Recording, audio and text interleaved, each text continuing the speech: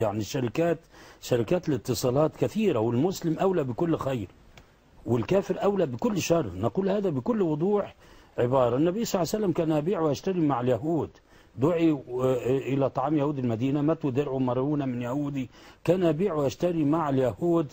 ولكن لما تصير حرب على مثل هذا النحو وتستثمر الأموال، إيه اللي يمنع كنوع من الردع لنجيب ساويرس ولأمثاله، وخصوصا مع استثمار الأموال في الصد عن سبيل الله وتمويل إعلام مأجور، تمويل حتى حفلات رقص، ما هو ده همته، هو ده نشاطه، نوع من تخريب هذه الأمة. فكون أن تتوجه دعوة لمقاطعة شركة موبينيل، دعوة في مكانها، وكون أن الناس بغيرة إيمانية أنها تتجاوب مع هذه الدعوة. يسقط 012 يسقط 012.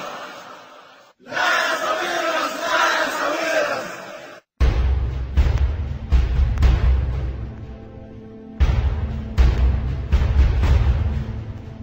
يسقط 012.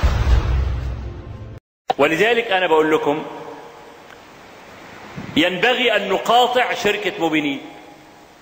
كل واحد مع 012 يرميها في الأرض ويستبدلها بشريحة تانية. ودي مش معناها إن أنا بقول لكم قاطعوا النصارى. ساويرس مش هو النصارى بتوع مصر. وخصوصا خلينا نتكلم بصراحة، وهو اعتذر عنه طبعا، بس خلينا نتكلم بصراحة. نجيب موقفه حساس، احنا هنهزر؟ لسه الامور، البلد مش علمانيه قوي كده، يعني البلد مش فري قوي كده، بالعكس ده احنا داخلين في وقت في التمسك الديني، مش عايز اقول التشدد، التمسك الديني في اعلى مراحله. فالسلفيين بقى قال لك ايه؟